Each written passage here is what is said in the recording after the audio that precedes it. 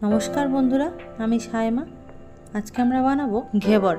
Eighty मूलत श्रावण मास special मिष्टि एबं eighty भाईफोटा राखी बंधन एई जोन्नो बानानो हये थाके। एटी एकटी राजस्थानी ऐतिह्यबाही मिष्टि। एटी तैरी करते आमादेर लागछे 1/4 काप घी। घीटा अवश्यई लिकुइड फर्मे थाकते हबे एबं एकटी बोलेर मध्ये आमरा एई घीटा ढेले नेब। गरम लिकुइड घिएर मध्येई आमरा दिए देब कयेक कुचि बरफ। बरफटा देওয়ার परे भालो करे हाथ दिए नाड़ते थाकबो। एइभाবে एकई डायरेक्शने नाड़ते थाकबो। आमरा नेड़े नेड़े যতক্ষণ না ঘিয়ের কালারটা চেঞ্জ হয়ে যাচ্ছে, ঘিটা পুরো সাদা হয়ে যাচ্ছে, ততক্ষণ নাড়তে থাকবো। ঘিটা নাড়তে নাড়তে যেমন সাদা হয়ে যাবে আর সফটও হয়ে যাবে।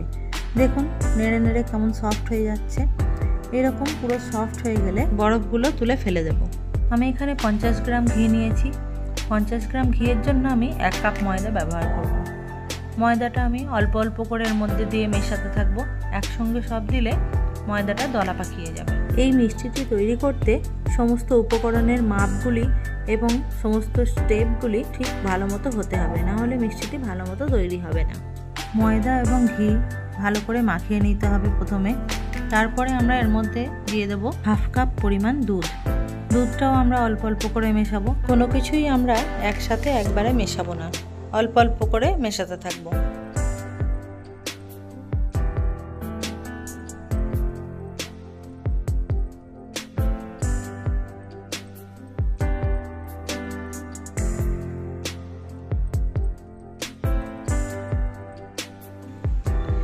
দুধটা দিয়ে ভালো করে আমাদের মেশানো হয়ে গিয়েছে।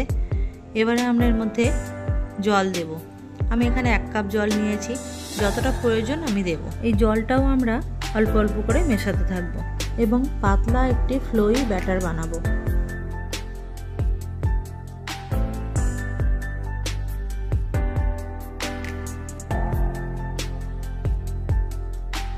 এই ব্যাটারটা বানাতে আমার 1/2 কাপ দুধ এবং 1 কাপ জল পুরোটাই লেগেছে। কনসিস্টেন্সিটা দেখে অবশ্যই বুঝতে পারছেন কেমন হয়েছে ব্যাটারটা। এরকমই একটা পাতলা ব্যাটার বানাতে হবে। এবারে আমরা এই ব্যাটারটাকে ফ্রিজের মধ্যে রেখে দেব। ব্যাটারটাকে কোনো অবস্থাতেই গরম হতে দিলে চলবে না। এবার আমাদের রাবড়ি বানিয়ে নিতে হবে। রাবড়ি আপনারা চাইলে দোকান থেকেও কিনে আনতে পারেন, তবে ঘরে বানালে ভালো হয়। খুব সহজ পদ্ধতিতে ঘরেও বানিয়ে ফেলা যায়। আমি এখানে 500 ml দুধ গরম করতে দিয়েছি। এই দুধটা হালকা হালকা গরম হলে যেন হাত সওয়া যায়, তখন এর মধ্যে দিয়ে দেবো আমরা 1/2 কাপ গুঁড়ো দুধ। অতিরিক্ত গরমেতে গুঁড়ো দুধটা দিলে দুধটা ডলা পাকিয়ে যাবে অথবা কেটেও যেতে পারে।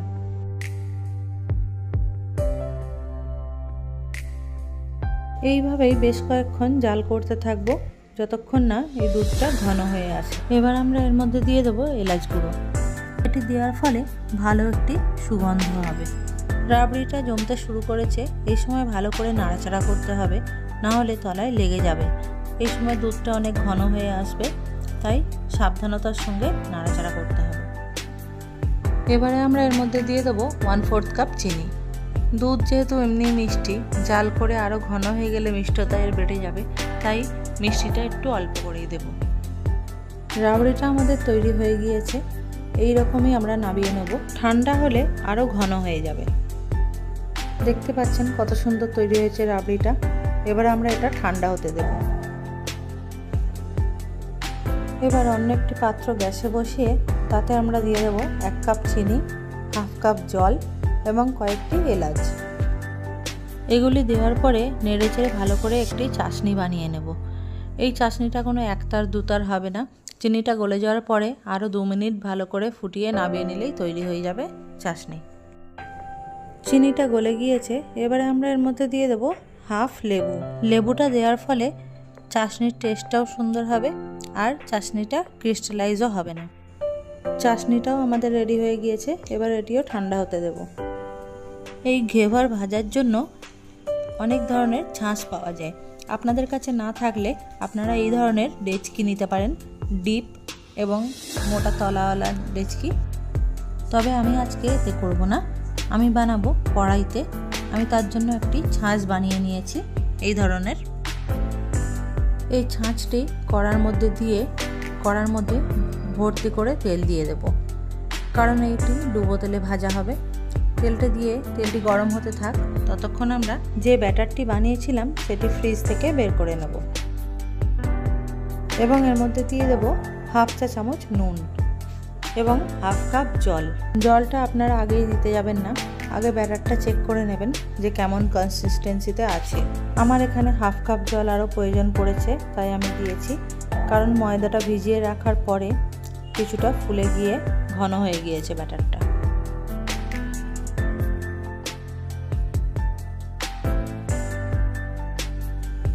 ব্যাটারটা আমার রেডি, তেলও গরম হয়ে গিয়েছে ওদিকে।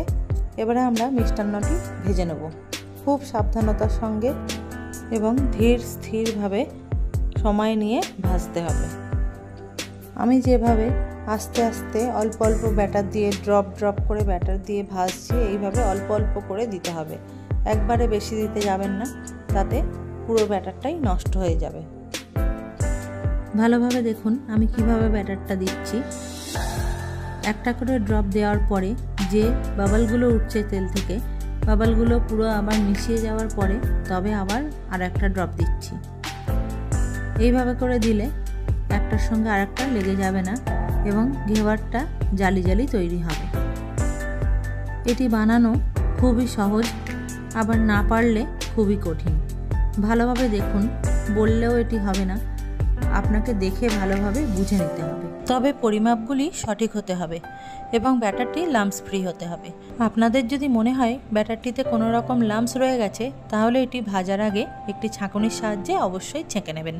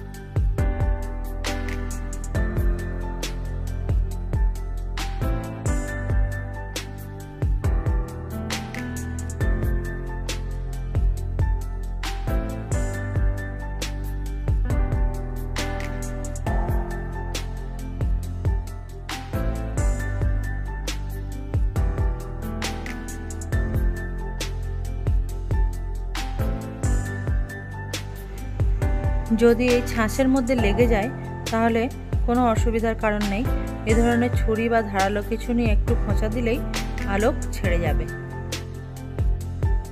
ওই ব্যাটারটা দিয়ে সমস্ত ঘেভারগুলো আমি এইভাবেই ভেজে নেব। ঘেভারগুলি তৈরি হয়ে গিয়েছে, এবার সার্ভ করার পালা। একটি প্লেটের মধ্যে এইভাবে ঘেভারগুলি সাজিয়ে দেব, দিয়ে যে চাশনিটা বানিয়েছিলাম এটার উপর দিয়ে এইভাবে ছড়িয়ে দেব। এবার যে রাবড়িটা বানিয়েছিলাম সেটাও এর উপরে এইভাবে লাগিয়ে দেব।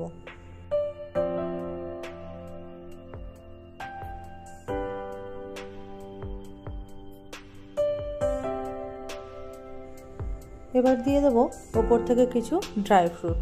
আপনি আপনার পছন্দ মতো যা খুশি ড্রাই ফ্রুট দিতে পারেন। এটি দেখতে যেমন সুন্দর, খেতেও তেমনই সুস্বাদু। আপনারাও অবশ্যই ট্রাই করবেন।